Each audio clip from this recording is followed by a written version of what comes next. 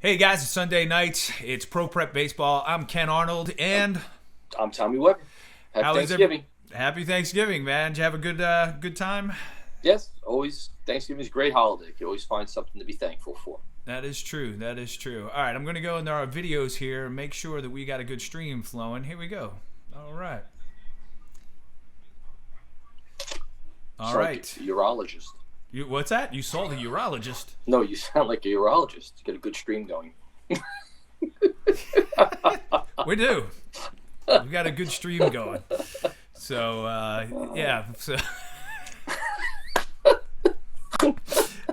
That was quick. Wow, that was quick. We've already gone downhill. All right, Renee Miranda's already on. That's a good sign. That is a good sign. Let me go over here. I need to. There it is. Yes, it really is us, Renee. We're back. We're back. Thanks for joining us. There's a lot to talk about. We haven't been on in a while. We haven't been on actually since even the Beatles took some time off. I mean, I you know. we have to. We are the Beatles of baseball podcasts. No, I mean really. Us and all three of our fans Boy. that listen to us. Lomax. That's great. So, That's great. That is great. That is great. Yes, all right, it's been a while. A lot of stuff has gone on. Let me check. We got a great feed over here on YouTube. That's good. And all right. So I'm wondering, because I'm starting to see yellow and red again, but what I'm seeing is, hey, well, let's just go and see what happens, because I think that we should be okay. Oh gosh. Yep. All right. So Renee wants to talk about the Astros cheating. What do you think about the Astros cheating, Tommy? Well, actually, I have to be a little careful there because I'm speaking to them right now as we speak. Oh yeah, that's right. Never mind. So we'll forget about that. no, but I will say this. Here's what I can say. I think this is a great opportunity for baseball. I really do. I think this is an opportunity for baseball to really recalibrate the use of technology throughout the whole game, and that includes instant replay and videotape rooms and how much tech you need in the ballpark in order to have people enjoy the game. I really think this is an opportunity for baseball to say, you know what, too much of a good thing can be a bad thing. And I would be all for, I think, a very easy way to fix this, and usually Major League Baseball doesn't take the easy way, is to have a cutoff switch. First inning to the ninth inning, no technology. It would be very easy to do. No computers, no videotape, no nothing during the game. All you have are your five senses and the extent to which you've been prepared, which you can use all the tech you want to prepare yourself. Sure. But to actually play the game, if you take the matches and the fuse away from the arsonist, he can't light the building on fire. And I think the only way you could ever really have a game that's free of anything untoward is to take away the very tools that are going to always tempt teams to want to push the envelope. So no more laptops. Once the game starts, it's just playing the game. You could go as tech crazy as you want to prepare, but during the playing of the game, I think it should all be a kill switch and then turn back on once the last out is made in the ninth inning. Yeah, and I think cell phones should be banned. I think laptops. I think the iPads or the iWatches, micro pads, Apple whatever. Watches, yes, Yep, everything. all of that banned from the dugout. You can't use them, and you just play the game like it was meant to be played. How did they do it? 20 years ago. How did they do it? And 40 nobody's years ago, saying 50 you years can't ago? use technology to prepare. Exactly. Or and in your training Yes. and in all your development, you want to go as crazy as you want with tech. That's fine. It is Yep. a good tool, but you've really baseball actually got away cheap here. They really got an insight into how dangerous a tool can be. Fire is a great thing, unless your building is on fire that you live or work in. Then it's a terrible thing. So all these tools are wonderful, but used in the wrong way, they could really have a dramatically detrimental impact on the game. And I think there's only one way to assure yourself of that not happening, and that is to essentially have a moratorium on tech during the games. Yeah, it was pretty obvious, when you watch the video and you listen to the things that were going on and all that down in Houston, and the numbers jump, the increase in their batting averages and everything with runners in scoring position with a man on second base, obviously.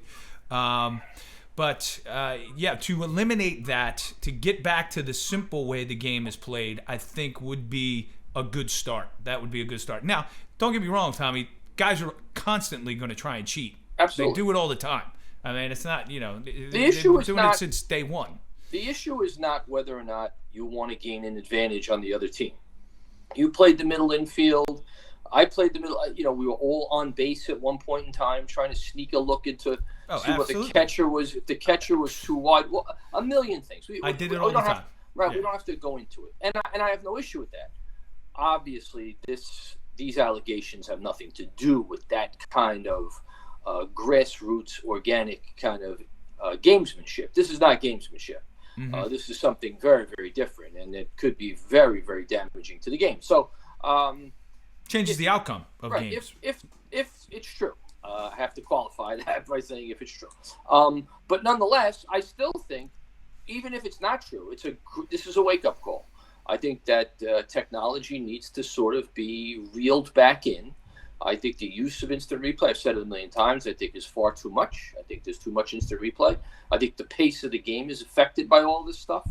And I just don't know how it makes the game any more entertaining. And I think the game would become more entertaining, quicker, decisions would be made faster if you got rid of a lot of this tech only during the game. I understand people are in love with technology. It's great. I love my phone and my computer just as much as the next guy. But during the playing of the game, I don't think there's a practical way to moderate technology. I just don't. All right. Okay, that being said, let's move on to something else. What do you think about the Major League Baseball thinking about cutting 42 minor league teams, I think it is, yes. At the grassroots level, taking out some minor league squads? What do you think about that? Well, that I can't comment on. I think Rob Manfred is going to go down in history as one of the worst commissioners the game has ever known. I've never seen. I can't believe that a guy can't get anything right. I mean, he's the one who foisted instant replay on the fans, something they didn't want, and he told them they had to have. And now what they're telling you is that the way you're going to upgrade the conditions of minor league players is by firing about 800 of them. Well, let me think. It'll be 900 players. Yeah. All right. 25 times 40, in and around 1,000 players. And don't forget, you're also going to probably fire 300 coaches and countless numbers of people who engage in and do business in and around minor league cities and ballparks throughout America. So that's not really upgrading minor league conditions. That's basically getting rid of a bunch of minor leaguers so that you could supplement the pay and the conditions for those who are left over. I also don't know how you're going to get out of this without hundreds and hundreds of lawsuits being filed against you. And maybe that's every city that loses a team will file a lawsuit against Major League Baseball. And how about cities that built ballparks 3 years ago? Yes, for the express, believing they would have a deal with a Major League Baseball team. And you spend $70 million to build a ballpark, you think you're going to be in business for at least another 2 years. Yeah, and Rob Manfred is saying to these teams, these cities, well, you can still be a Major League dream team or whatever they called it. But then you have to pay everybody's salary. You're the one fronting everything, the equipment, all of that. And that would be financially put these teams. That doesn't make any sense. Yeah, it doesn't make any sense. The Major League teams can afford it. Who are they kidding? That's essentially rendering them an independent league, and there's really only one independent league in America, the Atlantic League, that has any semblance of fiscal viability. Yes. And even those teams, other than Somerset and a couple of other teams, are really viable. I mean, you're not going to have 40 some odd teams that are going to be able to be viable without Major League affiliation. Not a team in Oregon or Idaho. No way. And those are teams, those are places in the country where that was the only chance for those people to see professional baseball. Yes. Now you're going to take it away from them. Talk about losing, middle America. Forget it. You're going to lose all those people as fans of baseball. Right. And this is the commissioner who continuously says he wants to grow. Oh, I think I lost him. All right, hold on, Tommy. I'm going to bring you back. Caught you midstream.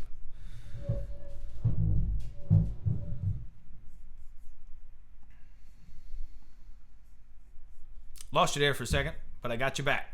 don't think that this addition by subtraction is net addition. I don't know how he figures that this is in an effort to grow the game. You're now going to cut out 40 teams and 40 cities are not going to have baseball because, as you say, in these really rural areas that aren't big time metropolises, there's no other way for them to see baseball. No, not at all. And they talk about, and they hear that they get the number 1 pick coming to them or number 2 pick or whatever. They're very excited, these towns, because that's the only chance they're going to have to see these people ever play before they get to the big leagues. Yep. And I just think it's just a bad decision all around. It cuts right to the core of baseball's losing viewers, losing fans. They're bleeding out essentially right now, and then you're going to cut 42 minor league teams. I think also it might be there is a possibility, if you look at this in another way, that this is a way for Rob Manfred to hold leverage over professional minor league baseball, so that they can cut a better deal with minor league baseball. Like, hey, this is a threat. This is what we can and will do to you unless you start to play by our rules or give us a better deal or whatever. What kind of a better deal would they be looking for? I don't know. Some sort of shared subsidy or sharing of expenses. I really don't know. There are some minor league teams that are doing extremely well. Yes, but most are most struggle. Yeah, no doubt. Most no are doubt. in between. Yeah, you have the haves and you have the have-nots, and then everybody else sits in the middle. Well, again, this all came about because obviously at some point minor league players were going to unionize. It was going to happen. The conditions for minor league players have been atrocious forever. Baseball has bragged about it. It's I was there. It's almost this silly romantic notion of, the kid in the minor leagues who doesn't have enough to eat and has to live with a host family and all that stuff. Well, that started to get tired. So their answer to that is, okay, we'll fire a lot of the minor league players. Mm-hmm. That's really not a solution that I think works for a lot of people other than for Major League Baseball. And just think about all the guys, too, coming from Latin America and all. It's their chance. It's their opportunity to make a better life for themselves, even if it is just minor league baseball. Right, you would cut the draft to like 25 rounds. Yeah, you would get a chance. These guys get a chance to come to the United States. It's a chance for them to get here, establish themselves, grow some roots, maybe meet somebody, whatever. It's a chance for them to make a better life for themselves. And and that would be a shame as well. I agree. To do that to, would you say 1,000 guys a year? Well, figure it out. Yeah, if you're going to cut 40 teams, you're cutting over 1,000 players. Yeah, that's ridiculous. It's a lot of guys, man. It's a lot of guys. It's a lot of cities. It's a lot of towns that really support baseball. Those people love baseball. But you look at it too. How many teams were there back in before World War II? Well, there were a lot. Yeah, there were as many D leagues as there were teams today. So every town had a team. Yes. Back in the 30s and 40s and early 50s, I mean, minor league baseball. Basically, if you could walk and chew gum, you could play professional baseball because there were so many teams. Yeah. Moonlight Graham. Right. Right. I mean, you went away and played, and if your team needed a guy, you called your friend, and he came and played, and now, you were a professional player playing in D-ball. But times changed. Television basically killed that. And there was a need for, that was a natural contraction. That was a natural reduction of teams. It wasn't mandated by Major League Baseball for the express purpose of being more profitable. Totally get that. I totally get that. So if Manfred does make this decision, do we storm the castle and do we take him out? Is that what we do? Well, I don't know. I mean, I've always maintained, with all due respect, I think Major League Baseball has grown very tone deaf, and they constantly do things without or with utter disregard to what it is their fan base wants. So they must have an ulterior motive. They're not stupid guys. They are not as smart as they think they are. Otherwise, they would have never concocted the notion of instant replay and what it has become. It's really become an absolute pox on the game. But nonetheless, they must have a master plan. And I know, I happen to know this for a fact, that a lot of this I hate to even use this word, is kind of data driven. They want players to, there are certain organizations, one of which will go nameless, that believe that you should spend like the first year in professional baseball learning analytics and not necessarily. I saw that. Playing the game. Yeah. Not no, competing. I got it. That flies in the face of everything that I think a player needs to do, but I don't run a team. So yeah. So Steve Roadcap came on, and he said they're going to expand the rosters to 30, though. So that does save some jobs, but but most minor league rosters are larger than 25. Yeah. Well, I don't think so. What are they? 26, 25? You'll have like in rookie ball, you got a lot of guys. I mean, you're gonna cut out 900 guys. Net, you'll lose 900. So if they expand five guys, if they expand the rosters, net, you're gonna lose. They're only gonna have 25 rounds in the draft. I mean, that tells you everything. Yeah. Well, how many were there now? Like 30, 35? Almost, I think 40. 40 wasn't. Yeah. And at one time there was 60. Whoa. Yeah. Yeah, but I understand that they're going to expand the rosters, Rhodey, but it's about the towns that don't have teams. I don't know. Well, Rhodey, you spent how many years in the minor leagues, going from town to town? You know what it's like. You've been to these towns. You've been to these stadiums that weren't that great, and some that were really nice, and you've managed throughout. So I suppose you have a perspective of what could happen and what should happen, as opposed to getting rid of minor league teams. Whether or not that would be a good thing or a bad thing, I think it would be a bad thing, just because you're losing so many small towns that's their only chance for baseball, or professional baseball anyway, what they consider professional baseball. Yeah, I'd love to hear his response. I wish we could hear him. Yeah, that would be great. But I will say this: what they're really trying to do is recreate minor league baseball, and I understand that. A lot of the travel, a lot of the conditions, a lot of the facilities are not up to par. I get that. And in this day and age, it starts to not make sense to have 14-hour bus drives, for your minor league players.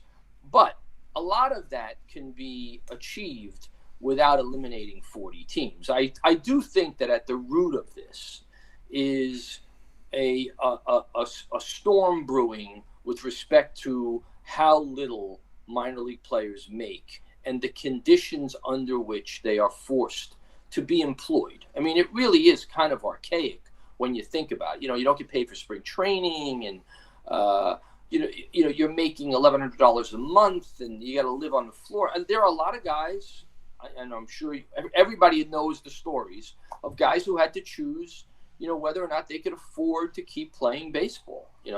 That shouldn't be a choice you have to make, because you can only work for one team. It's all you could do is play baseball. You can't have a job. Yeah. All right. So Rhodey came back on. He said he's not for it at all. It's crazy. Those 5 guys won't get much playing time either. I mean, you've got 25 guys now. You're trying to find guys to get playing time, and that's pretty hard. Imagine trying to get 30 guys playing time. I know how it is when I coach youth sports, when you have 12 guys on a team, and you got to try and find playing time for all those guys. It's pretty tough. He also said the Appy League could be affected first. Yeah, probably, because it's rookie ball, and you have small towns that I don't know what the situation of the stadiums is like, but when I was there, it wasn't not great. Good. Yeah, not it wasn't good. Great.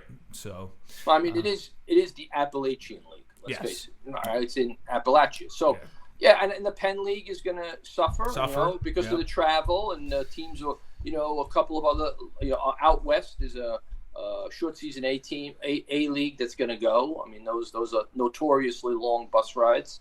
To me, it's not always the idea. It's kind of the delivery.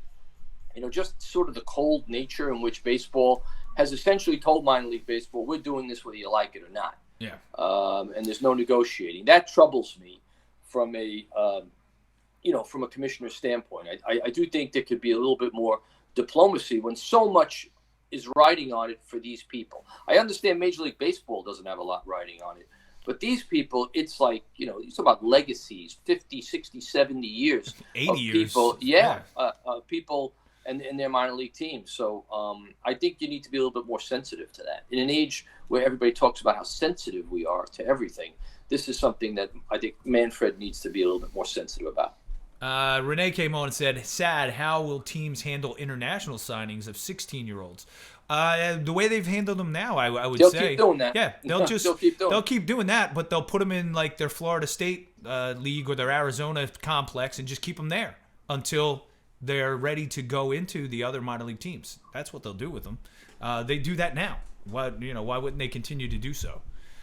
They have a training facility. They'll keep them at the facility. They'll be doing analytics. They'll be working on their launch angle and their spin rate or whatever it is that they want to do. And that's how they'll handle it.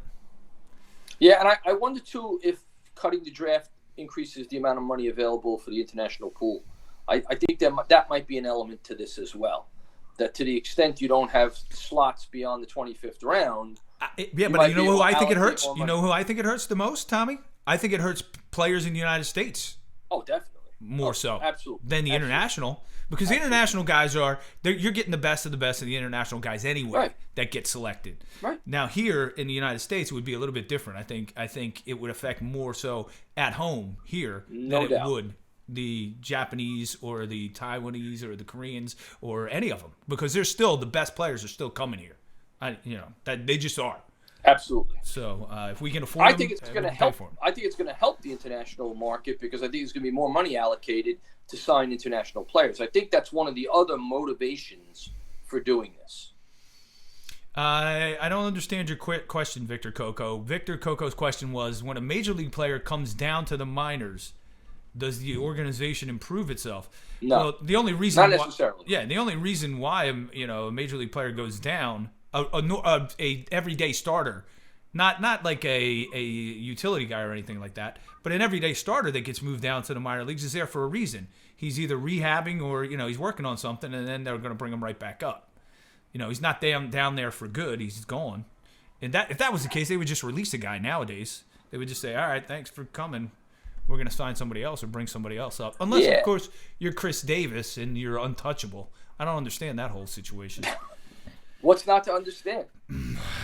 Tommy, I just don't get it. So, Renee says sometimes he hates baseball. He tried reaching out to someone in MLB to get more inner players into the MCBL.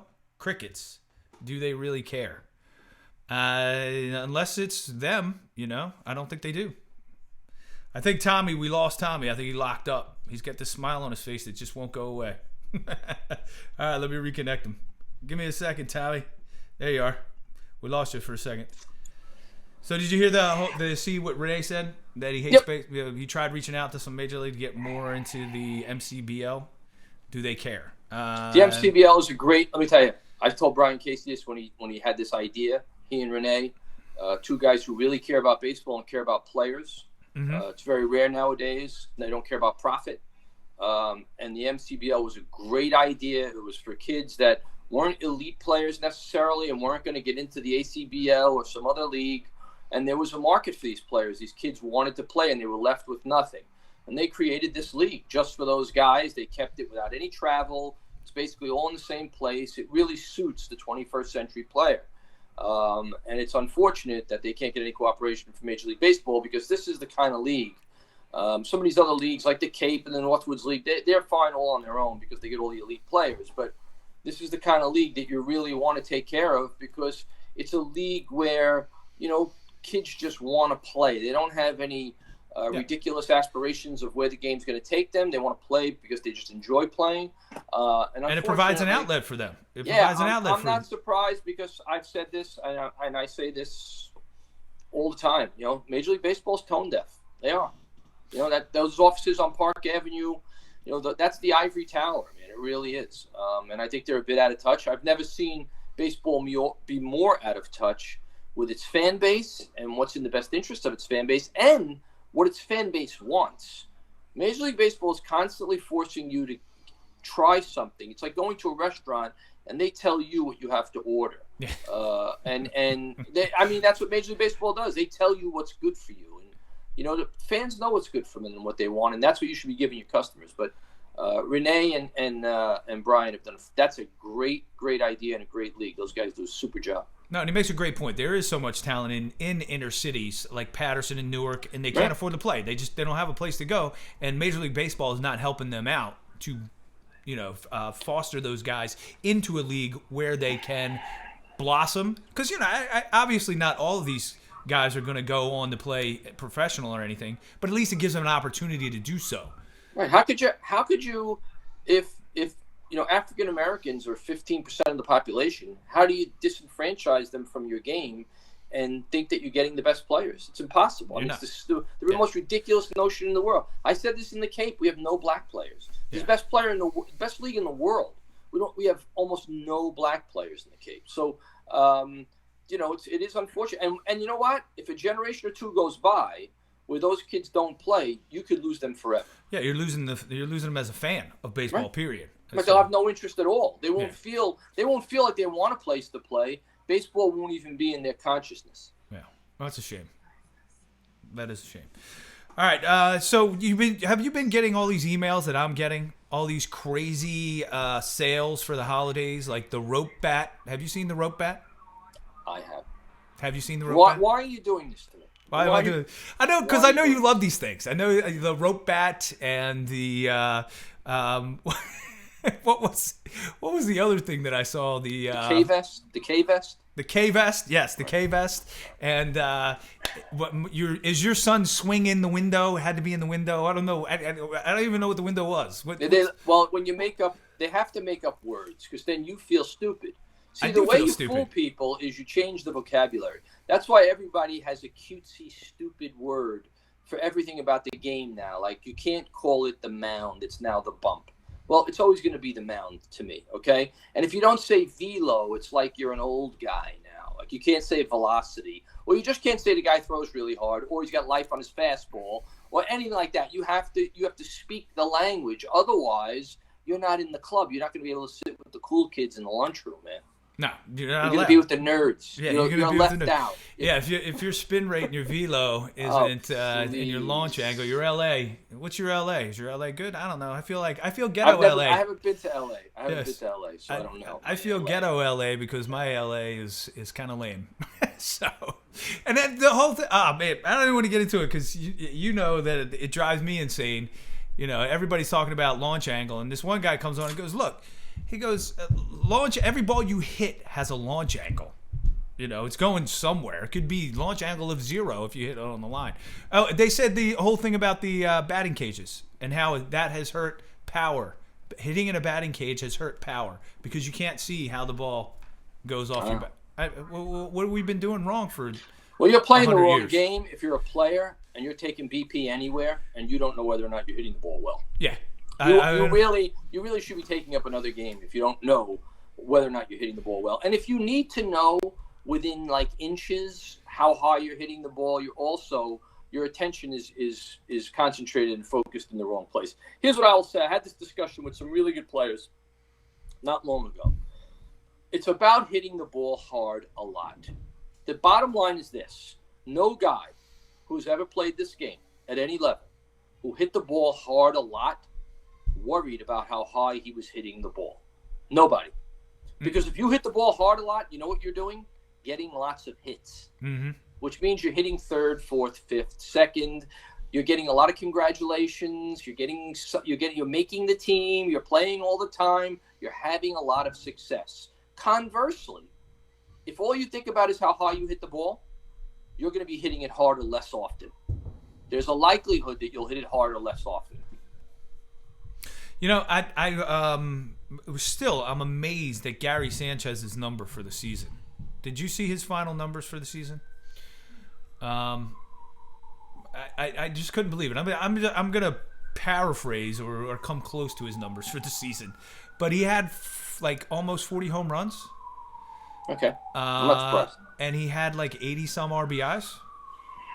I'm surprised he had that many RBIs. What do you have, about 230? Yeah, I think he had 230. So he had 2 years in a row. Gary Sanchez has hit 185 and under, I think 230 or under, 2 seasons in a row. I don't know of another great player in the history of the game that ever did that. So they're telling me how great a hitter Gary Sanchez is. Gary Sanchez has great power. He certainly does. Yeah. But you can't say he's a great hitter when he hits 185 and 230. Well, regardless of how little you value batting average. When you don't hit 230, how good could you be as a hitter? His batting average with runners in scoring position was 200. and he only drove in 22 runs with runners in scoring position. So think about that.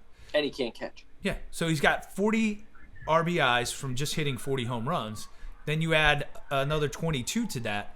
So he hit a 2-run or 3-run home run how many times to make his 80 total? Not that often. Chris Bryant had 31 home runs and drove in 77 runs. How could that be? How could you play a full season and have 31 homers? You're hitting a lot of solo home runs. Only drive in 77 runs. It's kind of hard to do. You're striking out a lot with runners in scoring position, which seems to be you're not the getting case. It done. Maybe you should think less about hitting fly balls and more about creating runs. At the end, when it's all said and done, I only need you to do 2 things: score or drive in a run. That's really it. How you do it, I really don't care. The more you do that, the more value. You can get 1,000 hits. If you don't ever score or you don't ever drive someone in, you have no value.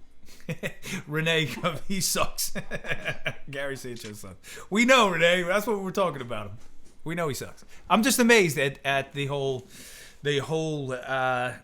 rope bat. The batting cage is killing your swing. The whole. I mean, really. These ads that I see on a daily basis, Webbs. It's not like a lot of the aids. Every day. A lot of the aids are born of the fact that kids just don't play enough. So I have a secret. You don't have to play that much.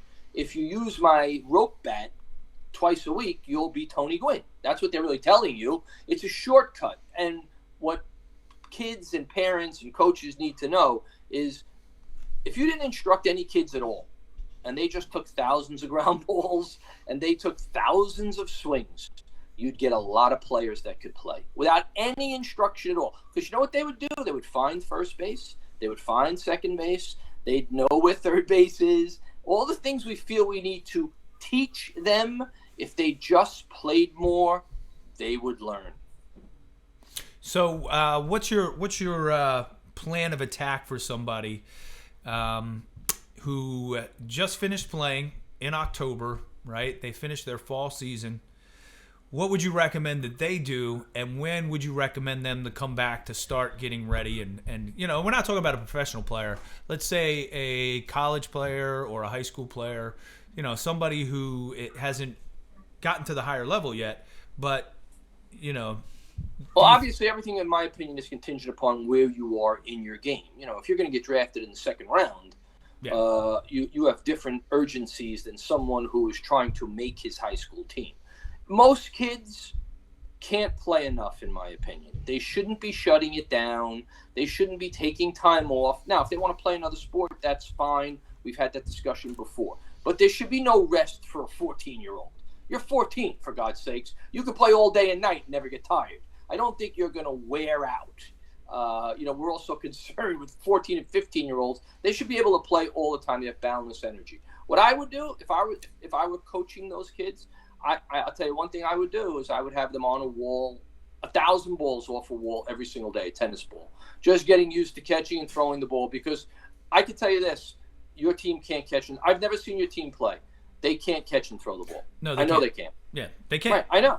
Because most college teams can't. No. Yeah. They think they can.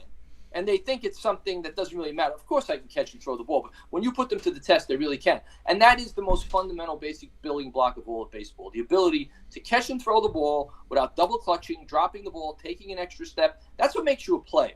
All right? That's athletic. That brings to bear all the things you need to do to be a good player. So if it were a kid that I was interested in, my son, my nephew, whatever it might be, a kid who plays for me, he would be playing wall ball all day long. When he has, go down to the basement, take the ball, throw it off the wall all day long. And I would have kids hitting off a tee, just hit it, just going through that motion every day so that it never becomes unfamiliar to you. And that would take all of an hour. They could do all of that in 1 hour by themselves. Yeah, absolutely. Totally. I tell my guys, I said, look, so we ended at the beginning of October, take a month off, and then around November start to get back. And most of them play another sport anyway, so they're doing something. So, and then I say just get back into it. Do a couple days at the cage or hit off the tee. Do exactly that. If you want to work out, I would say go ahead, but don't do heavy weights. Don't get into seeing how much you can max bench or max squat or any of that. I said, just get out there, maybe do a CrossFit program, do something that's going to build your core, get you prepared to have better balance and better overall body strength, make you quicker. Wrestling. Wrestle an alligator. You can wrestle an alligator. Imagine what kind of skills you have to have. You can take down an alligator. Because if you watch like YouTube and Twitter, it's gotten so ridiculous. Like guys in the gym, next will be like wrestling. What's next? Let's wrestle an alligator. It really develops your scaps and your hands and hand-eye coordination. It'll toughen you up, man. It'll toughen you up. You might be missing a couple fingers or something, but whatever. They're kids. They need to develop skills. They develop naturally. They really do. Get out, move around, do something. Right. Take karate classes. Do something that increases your balance or something. Something that forces you to focus on what you're doing physically. Anything. That, as long as you're not sitting in front of, the TV all day long or your computer, then, you're going to become a better baseball player just from sheer just being out, moving, and doing something. I always say, whatever you have to do so that when next time you're on the field, it doesn't feel unfamiliar. That's all. Try that. Let's keep the bar low. You don't have to take 6,000 ground balls a day. You don't have to be a lunatic like we were. I'm fine. I don't want you to be like me. But you know what? What you can do is just stay a little sharp. You want to stay sharp so that the next time you're on the field, first base doesn't look like it's 1,000 feet away. And that's what happens if your game just goes to sleep for months and you don't do anything. No matter how many other sports you're playing, when you pick up the glove, it's going to feel like a foreign object to you. And that's something you don't ever want to experience. I'm going to ask you a question right now. Tell me if you experience this as you've gotten older as well. Watching baseball, does the field seem smaller to you now? Does the pitcher's mound seem like it's right on top of the hitter now? I said this to the Astros when I was talking to them. We went through this whole thing. We're talking for a long time. Yeah. And I said, you know what I do every year? I said, it makes me humble. I stand at home plate. And I look at the pitcher's mound, and I say to myself, holy wow. Yeah. That's really close. Yeah, that guy's right on top. That guy's right on top of me. This hitting thing, I'll tell you what, this is hard. It's really hard. I'm glad I don't have to do this. I really don't. Because when I was younger, it seemed like he was so far away. Right. And now, and I'm telling my guys, don't worry, don't be in a hurry. I'd be swinging from the time I left the on-deck circle just so that I could be on time for the ball. Yeah. It looks so close now. I'm like, oh my God. And then if there's no grass to kind of gauge in the infield, it's like a skin infield. Yeah. I'm like, whoa, man, that looks really close. Yeah. That guy's on you. Yeah. I'm just like, holy mackerel. Oh my God. It freaks me out. It freaks me out. All right, man. We've been on for 40 minutes. You said you had 40 minutes. So I thank you for joining me. Glad to be back. Glad to have you back. Yeah, it was good. Thank you, everybody who joined and came on. Hey, send us some messages out there in baseball land and let us know what you want us to talk about. Yeah. Whether it's a drill or, a topic, something. Throw it out there. We'll talk about it. Women coaches, yeah. We'll talk about women coaches. I saw that they hired one. Yeah, we'll talk about that next week, Tommy. Right. Oh, boy. I don't want to get us in trouble. We're not going to get in trouble. I may say things that aren't nice. Well, I mean, that's up to you. I'll say this. If you could do the job, I don't care what you are. Exactly. But I'm never going to hire you because of what you are. I'll leave it at that. All right. Fair enough. I'm not going to go into it. I have to check with my wife first. I'll check and see if I can talk about this next week.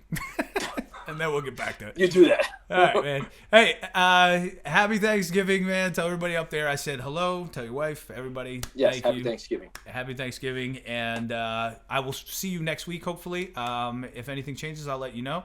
Thank you, everybody out there who came on board and asked questions or made comments. And we'll see you guys next time. I miss you too, Renee. We'll talk to you later. All right. Love you, man. Be good. Love you.